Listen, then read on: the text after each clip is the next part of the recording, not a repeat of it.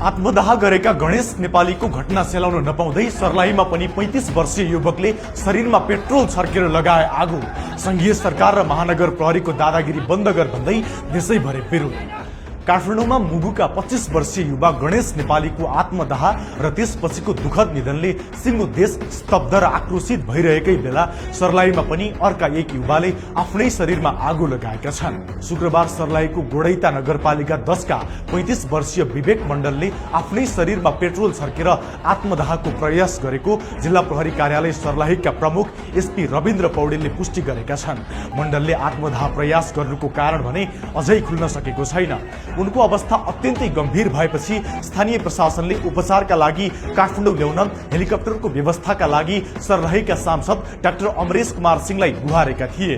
सांसद सिंहको पहलमा हेलिकप्टर मार्फत उनलाई काठमाडौँ ल्याउने व्यवस्था मिलाइएको छ र हाल प्रहरीले उनको ज्यान जोगाउन उपचार प्रक्रियालाई पहिलो प्राथमिकतामा राखेको जनाएको छ। काठमाडौँको त्रिपुरेश्वर स्थित राहदानी विभाग अगाडि बिहिबार आत्मदाह गरेका गणेश नेपालीको शुक्रबार बिहान 11:19 तिर वीर अस्पतालमा मृत्यु भएको केही घण्टाभित्रै तराईको सर्लाहीमा घटेको यो अर्को आत्मदाहको घटनाले राज्य समेत र यसको नीति र नागरिकको चरम मानसिक निराशामाथि गम्भीर प्रश्न खडा गरिदिएको छ। वीर अस्पतालका प्लास्टिक तथा वन सर्जन डाक्टर पीयूष दाहालका अनुसार 55% भन्दा बढी शरीर जलिसकेका कारण गणेश नेपालीको फोक्सोसम्म आगोको धुवाँ र तातो हावा पुगेकाले इन्हेलेसन इन्जुरी अवस्था सुरुदेखि नै क्रिटिकल बनेको थियो। उहाँको टाउको घाँटी दुईटै हाम्रो अप्पर लिम्ब भन्छौँ हामीले भन्दाखेरि हातहरू छाती पेट पछाडिको भाग र तिग्राको केही भागहरूमा चाहिँ जलन भएर आउनुभएको थियो। हामीले सुरुको अवस्थामा अलिकति 65% भनेर हामीले आकलन गरेको थियो इमर्जेन्सीमा। पछि हामीले वार्डमा सिफ्ट गरेर डिटेल जाँच गर्ने क्रममा उहाँको जलनको प्रतिशत टिबिएसए भन्छ हामीले भाग चाहिँ 55%। चिकित्सकहरूले 2 पटकसम्म सीपीआर गरेर उनलाई बचाउने अथक प्रयास गरे पनि अन्ततः उनले संसार छाडे। बिहिबार राति उनलाई थप उपचारका लागि भारतको नयाँ दिल्ली लैजाने तयारी गरिएको भए पनि स्वास्थ्य झन जटिल बनेकाले चिकित्सकको सल्लाहमा रोकिएको थियो। तर यसै विषयलाई लिएर राजनीतिक वृत्तमा सरकारमाथि गम्भीर आरोप लागेको छ। मुगुबाट प्रतिनिधित्व गर्ने नेपाली कांग्रेसका सांसद खड्गबहादुर साईले सरकारले मृत भइसकेका व्यक्तिलाई लिएर नाटक र स्टन्टबाजी गरेको भन्दै तीव्र आक्रोश पोखेका छन्। गृहमन्त्री लगायतका व्यक्तिहरूले रातिभरि जुन किसिमको स्टङबाजी गर्नुभएको छ, घरिघरि एयरपोर्टभरि त्यहाँको वीर रातभरि कुर्नु भएको छ, उहाँका प्रति उहाँले गर्न खोज्नुभएको प्रयास। चिकित्सकहरूले राति नै 95% बाँच्ने सम्भावना नरहेको भनिसकेको अवस्थामा गृहमन्त्री सुदन गुरुङले राति नै अस्पताल पुगेर दिल्ली लैजाने प्रचारबाजी गर्नु र विमानस्थलसम्म प्रहरी परिचालन गर्नु केवल सस्तो लोकप्रियताका लागि गरिएको प्रहसन मात्र भएको सांसद साईको दाबी छ। गणेश नेपालीको मृत्युको खबर सार्वजनिक हुनासाथ काठमाडौँको माइतीघर मण्डलामा भीषण प्रदर्शन सुरु भएको थियो।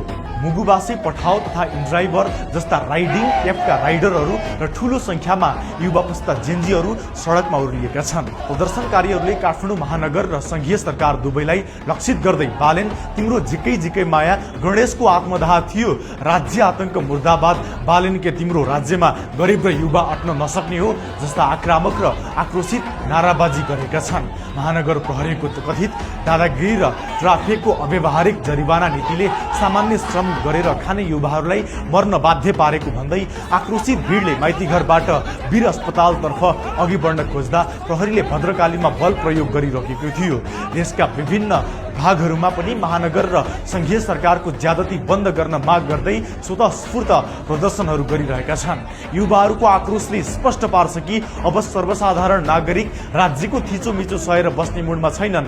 यस दुखद घटनाको राप र तापले संघीय संसदलाई समेत तताएको छ। नेकपा एमालेका प्रमुख सचेतक ऐन महरले संसदको रोस्टममै उभिएर सरकार विरुद्ध नाराबाजी गर्दै यो घटनालाई राज्यले गरेको संगठित हत्याको संज्ञा दिएका छन्।